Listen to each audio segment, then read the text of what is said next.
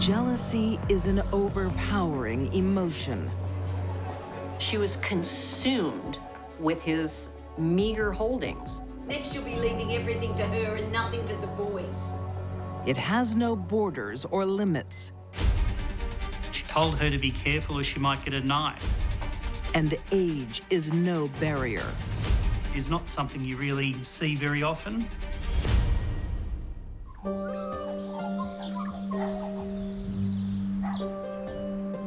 The working-class suburbs of Melbourne, Australia, in the 1990s. To our happy family. To our happy family. Millicent and Stanley Cumberbatch have much to be thankful for. They've raised 2 healthy boys and have a caring relationship. But this isn't marital bliss. It's a happy divorce. Stanley and Millicent had been apart for a number of years, but it appeared as though that had sort of reconciled and had an apparently good relationship. Their married life had been a battleground. It is said bad attention is better than no attention. And when Millicent wasn't getting anything from Stanley, I asked you to put those in the dishwasher. she would start a fight. Hey, I said I'd do it. Look, they need to go away. I told you. Over the years, the verbal disputes escalate into violence. You don't earn enough money. She would goad Stanley, You are completely useless. and Stanley would react by hitting her. Couples fall into patterns of behavior, and for Stanley and Millicent, their dance was combat. It became the norm for how to relate to each other. In 1989, Millicent and Stanley separate, splitting their small assets. There was a settlement. I think she got about $90,000. With the money divided, Millicent and Stanley do what few divorced couples can. They rebuild a friendship. She told people that he would take her to the doctors and he'd organised a diet for her. They were able to get on well enough while living separate lives. Things are going so well, Millicent often sleeps over at Stanley's home, Yeah.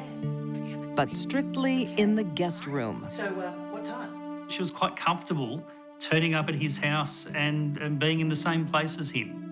Why shall I bring? Could be a number of times a week. Yeah, that'd be great. Most people would be happy and relieved to be away from a spouse with whom they had fought for 38 years. Oh, that's great. All right. Not Millicent. She wanted more. Who's that? A friend.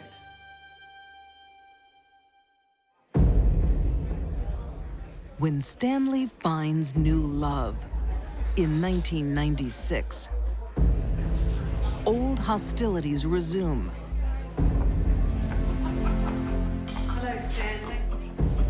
And something new. I'm Stanley's wife. Ex-wife. Hello. Jealousy.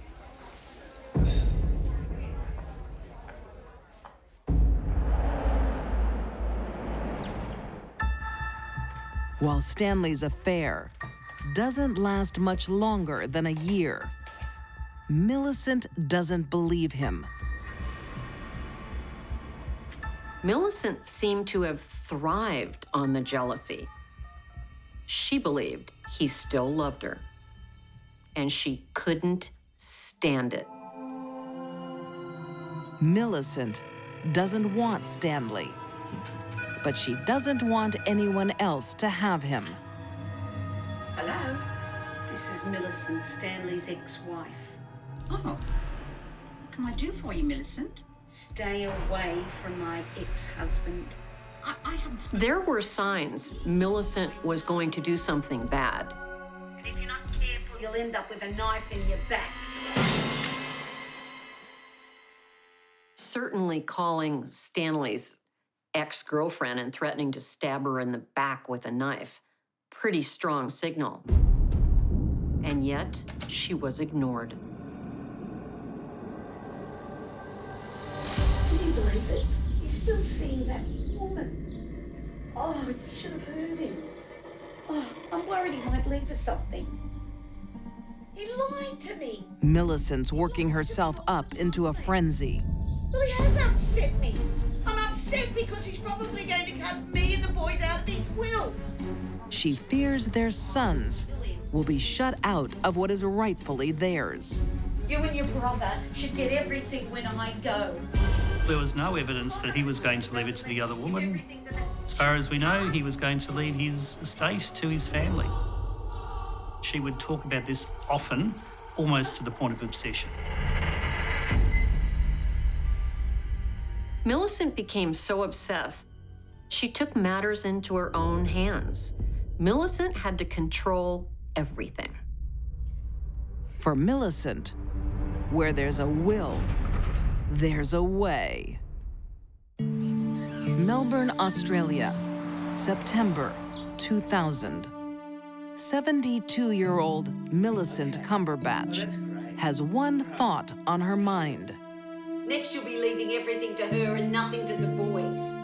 Are she and her sons the beneficiaries of her ex-husband's will? But the only man who knows, Stanley Cumberbatch, has vanished. Hello, please. Millicent had called the police saying that she'd been round to the house, she couldn't get any response.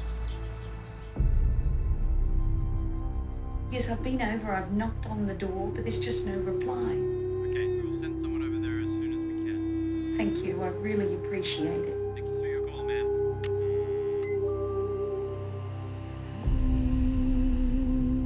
4 days after his last sighting, police find Stanley's body. It's a baffling murder.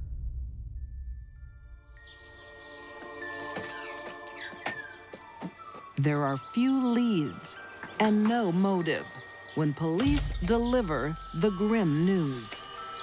You hear about my husband? It might be best if we come inside. Let us come inside, Mrs. Cumberbatch. You need something. Millicent is more than happy to help the investigation. A lot of what the police had to rely on was from Millicent's account. She said she'd gone to his house twice, she'd knocked on the door, or knocked on windows, and when she couldn't get any response, had slept on a neighbour's veranda, thinking she might get him when he came home. But her story doesn't add up with the neighbors. They don't see her outside the house. They see her inside. It put the lie to her version of events. With her story shot down in flames, police move in.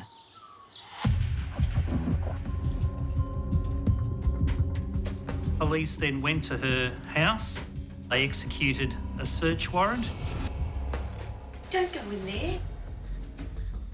What have you got there? Nothing. I'm just going to the I need to see that, thank you. But it's private. They found his bank book, some documents, and I think in her handbag they found his original will. The stolen documents are her undoing. She was the first suspect and the prime suspect. Police piece together the true story.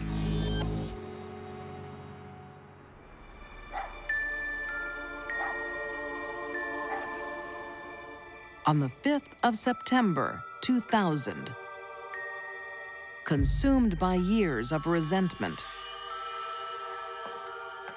Millicent makes a surprise visit to the home of her ex.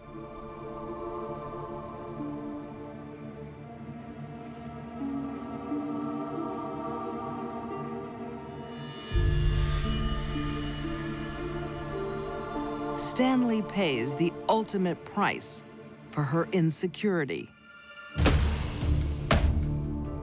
He was hit, I think it was 8 times in the head.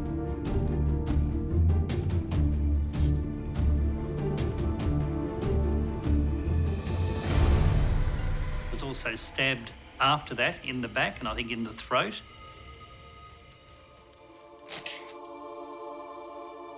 Rest in peace, Stanley. There are many ways to kill someone without touching them. But that wasn't good enough for Millicent. She beat her husband of 38 years to death.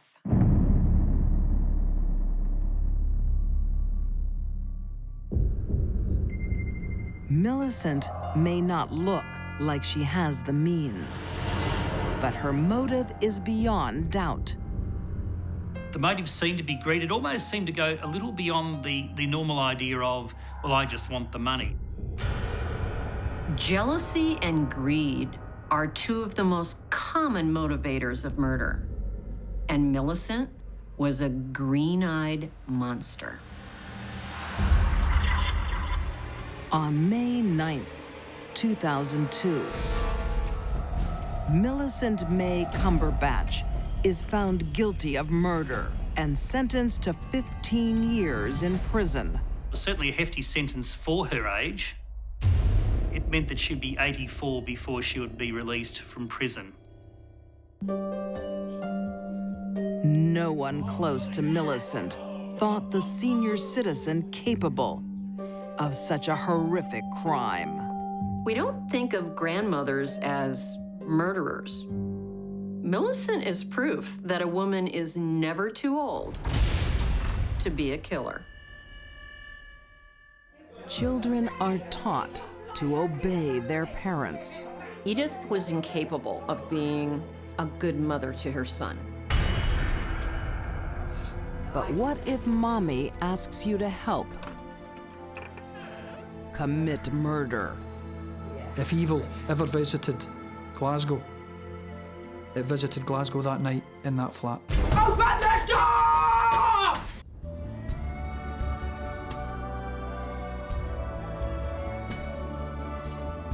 The ancient port city of Glasgow, Scotland, has served shipping across the Atlantic for hundreds of years. There are rough and tumble seaside neighborhoods here, and in 2004, Cross Hill is one of them. Cross Hill on the south side of Glasgow is an area of high unemployment, high drug use and alcohol use, and as a result of that, the violence there is unfortunately quite high. One woman knows the harsh environment well. 37-year-old Edith Malindon. Edith Malindon came from a very troubled background. She was neglected as a child. She was abusing drink very early on. Edith really didn't have much of a chance of having a decent life as an adult because of her childhood. Homeless and drinking alcohol by the age of 10, Edith lives by the rules of the street. Edith Malindon was a colourful character, but not one to be meddled with. She was no stranger to crimes. She could and would prey on individuals who could be the source of money for her.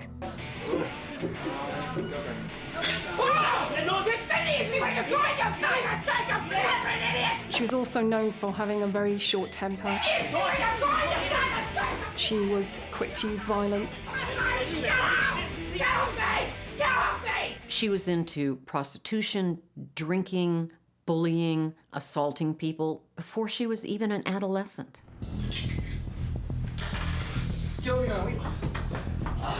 Edith knows how to survive, but she is burdened by more than her own welfare. Hey, cheeky blighter! Give it back to me! Give it back! She's a single mom to 16-year-old John. Edith was incapable of being a good mother to her son. He was in and out of foster care. Edith couldn't take care of herself. She certainly couldn't take care of a young boy. Come on! Despite his mother's shortcomings, John and his best friend, Jamie Gray, adore Edith, even when she's jailed for assault. John was fairly immature, certainly not on the radar of the local law enforcement. Jamie Gray was the same age as John McAlinden, and they were at times inseparable. Where John went, usually Jamie wouldn't be far away. October 17th, 2004. It is a day of celebration for Edith, her first day of freedom after serving 9 months for assault.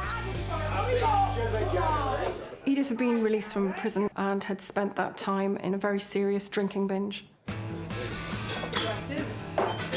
She's catching up with old friends. Her boyfriend, 42-year-old David Gillespie, and an old drinking companion, 67-year-old Ian Mitchell. Ian Mitchell was a retired joiner. He was divorced. He had a flat in Cross Hill. He was something of a seasoned drinker, but not known as a troublemaker, and was very well liked. Let's go, guys. Come on, man. Time to go. It's my first day of freedom! The party lasts longer than the local pub stays open. The trio decide to go back to Ian's apartment.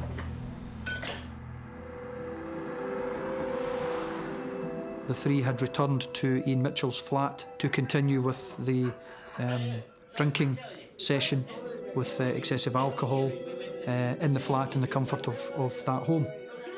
Edith has her freedom and is back with friends. But then, there is a lover's tiff. At some stage thereafter, there has been some kind of spark between Edith Malindon and David Gillespie.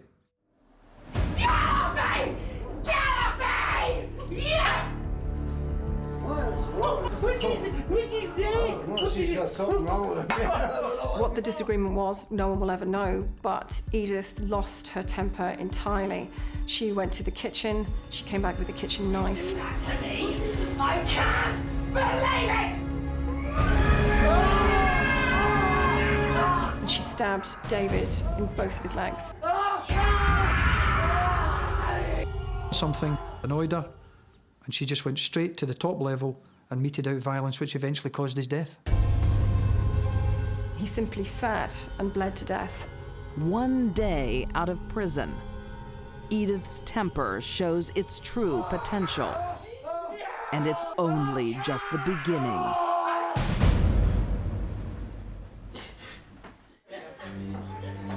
Glasgow, Scotland, 2004.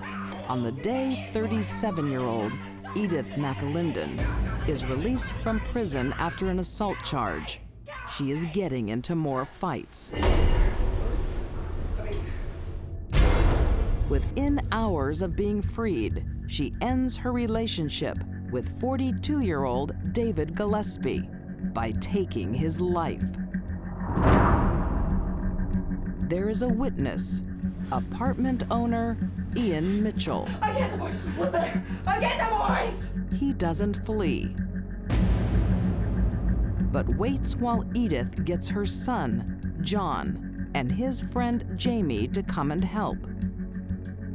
Edith had a long history of manipulating people and probably learned on the street how to keep people from getting upset. And that's exactly what she did that night.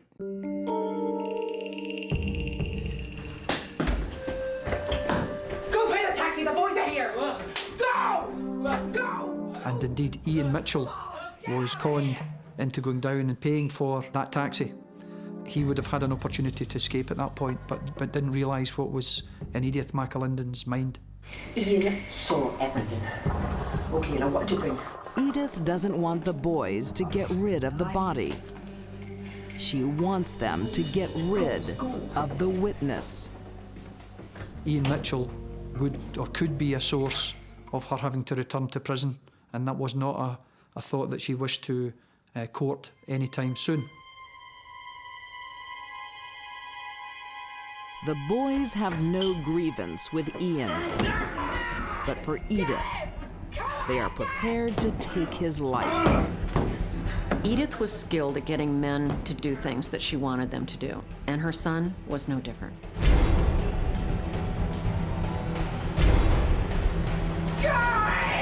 The three of them set about a level of brutal violence against Ian Mitchell, such as I haven't witnessed before in my experience as a detective in Glasgow in 30 years. It's very clear to me that if evil ever visited Glasgow, it visited Glasgow that night in that flat, in the form of Edith Malindon. It was easy for Edith to turn her own son into a killer because Edith didn't see anything wrong with that. But the savagery doesn't end there. Ian has a tenant, 71-year-old Tony Coyle, who arrives home in the middle of the murder. Tony Coyle was a lovely Irish gentleman who lived a very quiet life in the Glasgow area and had a bedsit in that flat. The wrong place, the wrong time for him to be in that flat, and as a result, he was another witness who couldn't be allowed to tell their tale.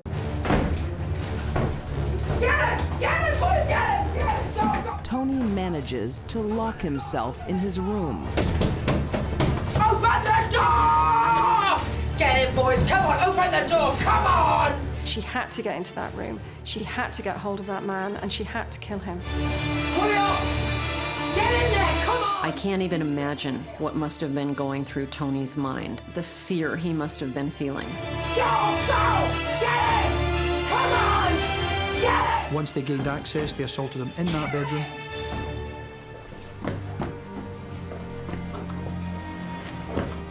Come on!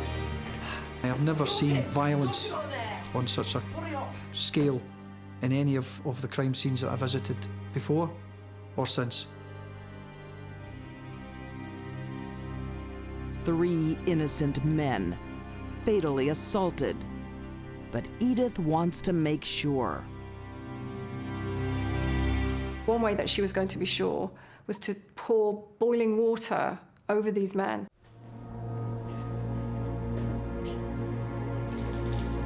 To see if they responded in any way, to see if they were still alive.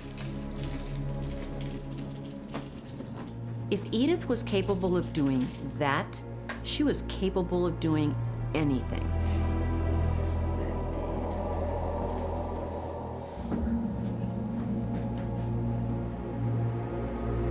Satisfied, the witnesses are silenced.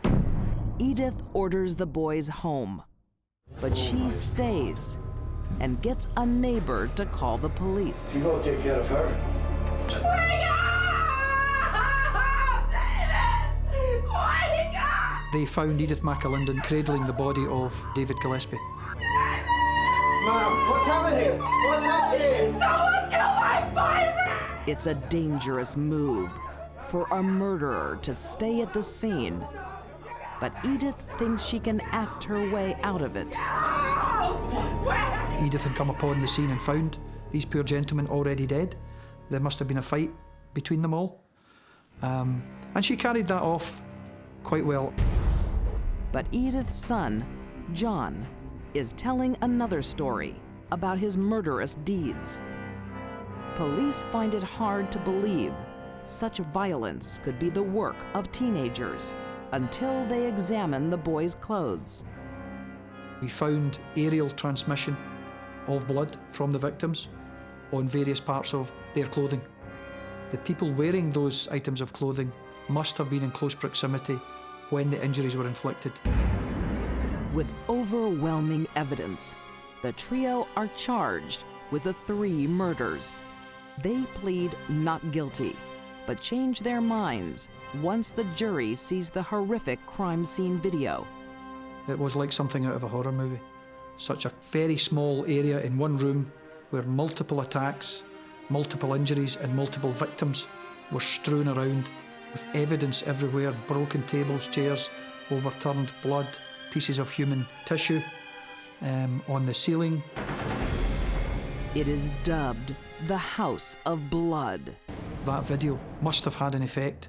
The accused, Edith Malindon, John Malindon and Jamie Gray, changed their pleas from not guilty to 1 murder each. Edith Malindon pled guilty to the murder of David Gillespie, John Malindon and Jamie Gray to the murders each of Ian Mitchell and Tony Call. In 2005, John Malindon and Jamie Gray each received 12 years for murder.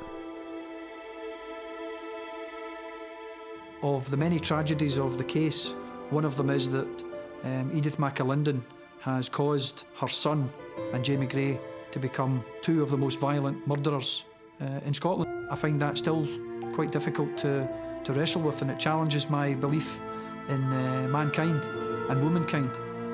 John may get over what happened that night, but John is not going to get over his mother.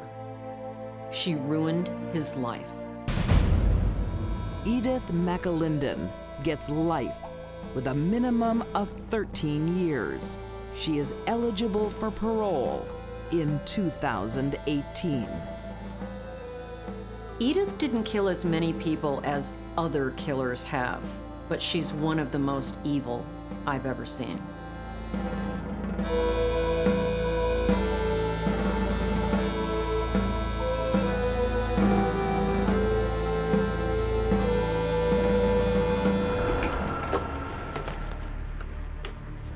Some families seem cursed. She truly loved her last husband. She loved him to death. They suffer losses too great to overcome. A death that was horrible and anguished and filled with pain. And too horrific to understand. This'll make you feel better.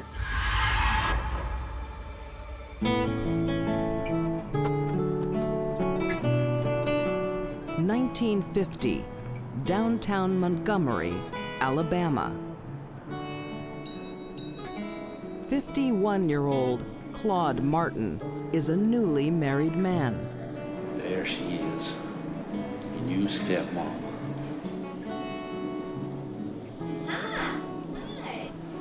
Awash with happiness, Claude brings his 30-year-old son, Bud, to meet his new wife. Rhonda Bell Martin, a 44-year-old waitress in the local diner. You look happy, Dad. I am. She's one hell of a good cook. She is not a typical beauty. Hi there, I'm Rhonda. But to husband Claude, Rhonda is the belle of the ball. She was a waitress, a housewife, just an ordinary woman. Well, aren't you a strapping lad? She had a charismatic personality that drew people to her. Rhonda has an adoring new husband and a handsome new stepson. Can I get you something? You know what? How about I get you something special, okay?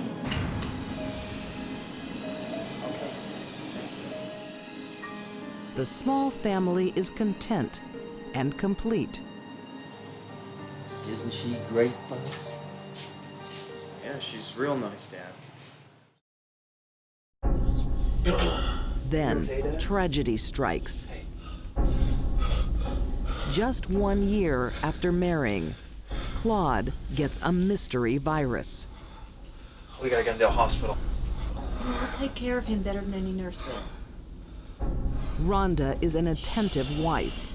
She never leaves his side. Need some liquid now, okay? Rhonda prided herself on the excellent nursing care that she gave family members. Just take it. You're doing so good. But Claude doesn't improve. Rhonda's love can't save him. You're doing so good. Just give it time. Doctors are at a loss. Claude? Claude? To lose a husband is devastating. And most widows would be grief-stricken.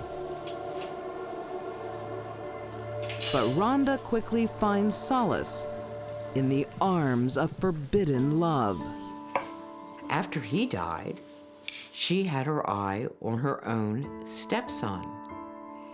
And she started hanging around with him and being sexually involved with him, which is kind of strange for any stepmother to do. The mother and stepson's love affair is scandalous. Oh, she is just shameless. Her own stepson. But Bud doesn't care.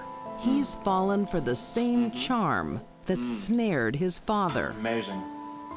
You know, she might have been a little bit more promiscuous than the average woman in that period, so she had no trouble drawing men into her circle. Rhonda was very skilled at luring men into her web. Close your eyes. Despite the close family ties and age difference, within months, Bud proposes. Okay, you can open them. Oh my God! Oh my God! What do you say? Will you marry me? Yes! Yes! Oh my God! Put it on! In the early 50s, it was a bit outrageous for any woman to marry a man 20 years younger. And that was the age difference between Rhonda and her new stepson. I'm getting married! Ah! You gotta be kidding me. Claude must be turning in his grave. Congratulations. Thank you. Bud and Rhonda enjoy 4 years of marriage. But in 1955, tragedy strikes again. Bud is sick. Bud suffers for nearly a year. Eventually, he becomes paralyzed, and nobody can figure out what kind of affliction is affecting Bud.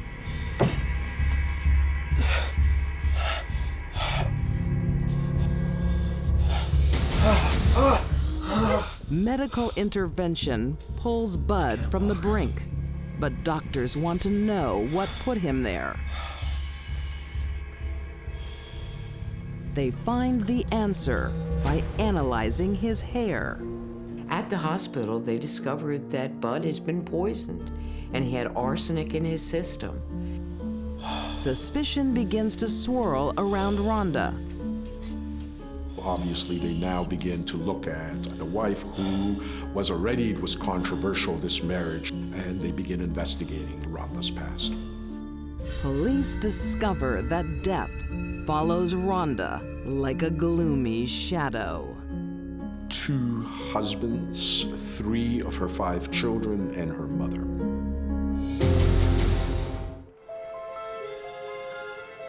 (1956), Montgomery, Alabama. 49-year-old waitress Rhonda Bell Martin is a controversial woman. Claude? When her husband dies, Beautiful. she marries her stepson, Bud. But when he almost dies, Rhonda is suspected of poisoning them both. When police investigate her past, they find something even more shocking.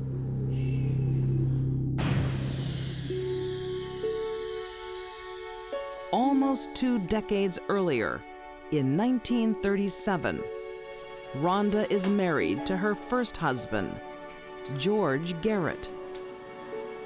They once had 3 daughters, but now there are only 2. Why did she have to die? Rhonda's first victim was her own 3-year-old daughter, Imogene. Rhonda starts with the smallest. But 2 years later, she picks on someone her own size. Husband, George. In order to kill George Garrett, Rhonda put arsenic in his whiskey, and it took several doses. Even after seeing the torturous way her little girl died, she chose to use that method one more time and kill her husband.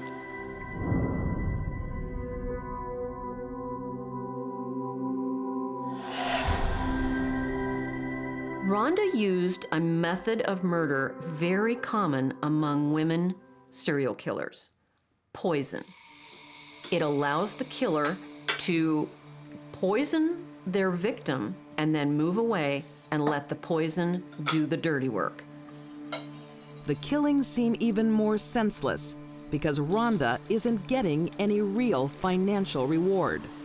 She made very little money. I think in one case, the most she got was insurance policy that actually covered only the funeral.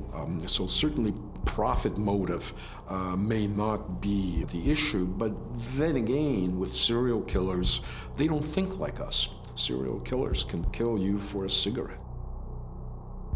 When a killer feels they have power over another person's life to let them live or kill them, that can be very heady stuff.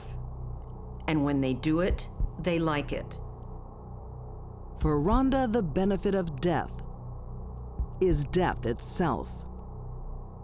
The fact that they like it reinforces that they will do it again, and it becomes a compulsive behavior. Rhonda's not finished with her poisonous potions. She now turns on her own mom, Mary. Once again, she used her favorite, arsenic, and delivered a death to her mother that was horrible and anguished and filled with pain. It didn't bother Rhonda one little bit. In 7 years, Rhonda stole 5 lives, and no one suspected her for 2 decades. Until they go back to their graves. It was easy to investigate this case because all the bodies were buried very neatly in the same cemetery plot. There was this carnival atmosphere as they exhumed the bodies. And everyone they exhumed, arsenic, arsenic, arsenic, everywhere they looked. Caught cold, Rhonda is arrested and confesses to killing 2 husbands, her mother, and 3 children, but can't explain why she took her loved ones' lives.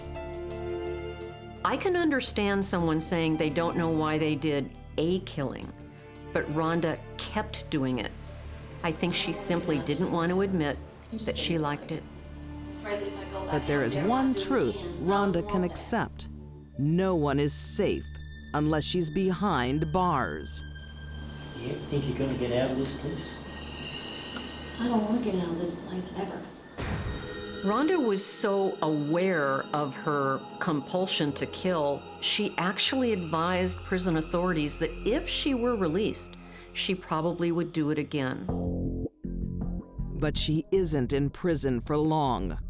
A jury finds Rhonda Bell Martin guilty of murder. Her obsession with death leads to her own execution on October 11th, 1957. She leaves the living a present, her brain. I think Rhonda wanted her body donated to science so that her brain could be studied. kind of as a grand gesture on her way out. It was also another way of not taking any responsibility for the murders. Kind of like, the devil made me do it, maybe you'll find him in here.